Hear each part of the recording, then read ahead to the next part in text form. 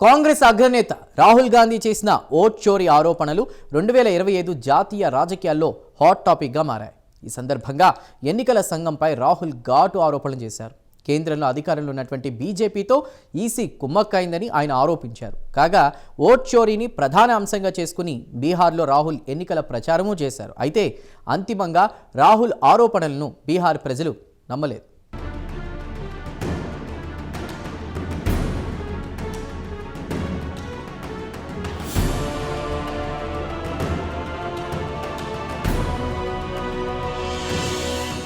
రెండు 2025లో రాహుల్ గాంధీ చేసిన ఓట్ చోరీ ఆరోపణలు జాతీయ రాజకీయాల్లో తీవ్రస్థాయిలో చర్చనీయాంశమయ్యాయి.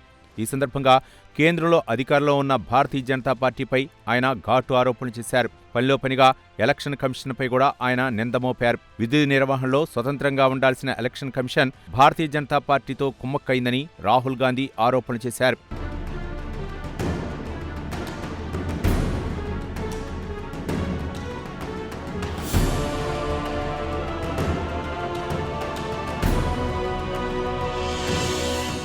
అంతేకాదు 2024 లోక్సభ ఎన్నికల సందర్భంగా కర్ణాటకలోని మహదేవ్పుర నియోజకవర్గంలోని 1,250 ఓట్లు చోరీకి గురయ్యాయని రాహుల్ ఆరోపించారు. ఈ సందర్భంగా డూప్లికేట్ ఓటర్లు, నకిలీ చిరునామాలు, తప్పుడు ఫోటోలు వంటి అనేక కీలకాంశాలు తెరమీదకు వచ్చాయి.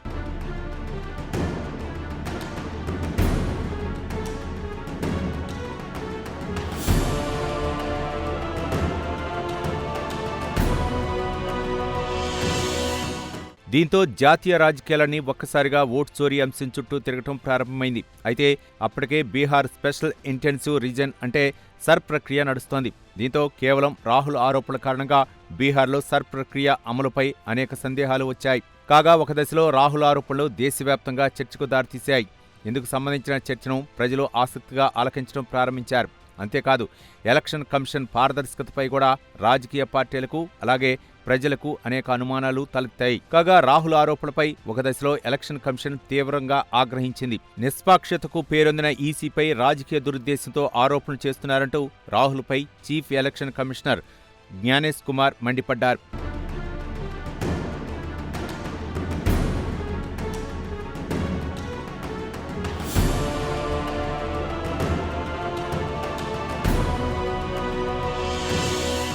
ఇదిలా ఉంటే బీహార్ అసెంబ్లీ ఎన్నికలపై కాంగ్రెస్ అగ్రనేత రాహుల్ గాంధీ పెట్టుకున్న ఆశలు తుస్సుమన్నాయి.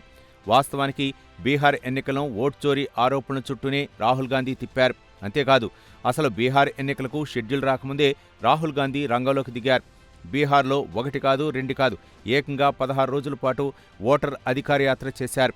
ఓటర్ అధికార యాత్రలో భారతీయ జనతా పార్టీపై రాహుల్ గాంధీ నిప్పులు చెరిగారు. కాంగ్రెస్ అభిమానులుగా భావించిన వారందరి ఓట్లను గంపగుత్తగా ఓటర్ల జాబితా నుంచి ఈసీ తొలగించిందని రాహుల్ గాంధీ ఘాటు ఆరోపణలు చేశారు.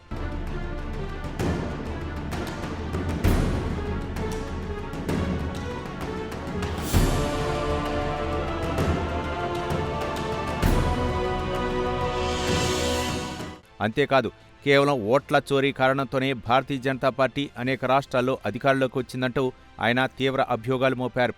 అంతిమంగా బీహార్ ఎన్నికల్లో ఎన్డీఏ కూటమికి ప్రజలు జై కొట్టారు. కాంగ్రెస్ రాష్ట్రీయ జనతాదళ్ నాయకత్వంలోని మహాగఠబంధన్ను జనం తిరస్కరించారు. బీహార్ యువతకు భవిష్యత్తుకు సంబంధించిన సమస్యను రాహుల్ గాంధీ సీరియస్గా తీసుకోలేదన్నది రాజకీయ పరిశీలకుల అభిప్రాయం. నిరుద్యోగ సమస్యను విస్మరించి ఓట్ల చోరీని రాహుల్ గాంధీ నెత్తికెత్తుకోవటం బీహార్ ప్రజలకు నచ్చినట్లు లేదు. దీంతో ఓట్ల చోరీ చుట్టూ తిరిగిన రాహుల్ గాంధీ ప్రచారాన్ని ప్రజలు విశ్వసించలేదని అర్థమవుతోంది.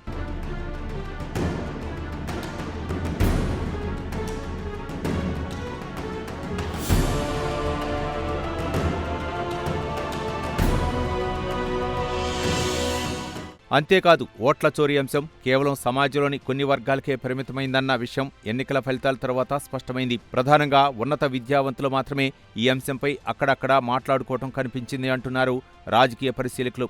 దీంతో ఓట్ల చోరీ అంశంపై రాహుల్ గాంధీ చేసిన ఆరోపణలు బీహార్ ప్రజలు విశ్వసించలేదన్న విషయం రూఢీ అయింది.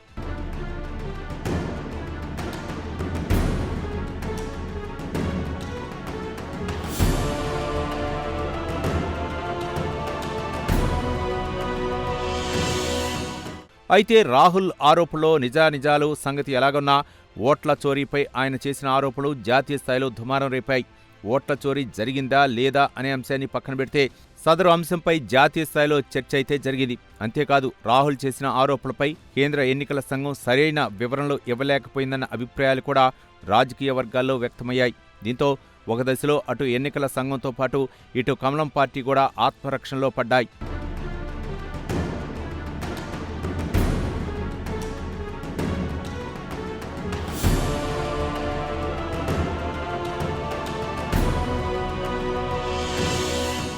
మొత్తానికి రాహుల్ గాంధీ ఓట్ల చోరీ ఆరోపణలు జాతీయ స్థాయిలో కలకలం సృష్టించాయన్నది వాస్తవం.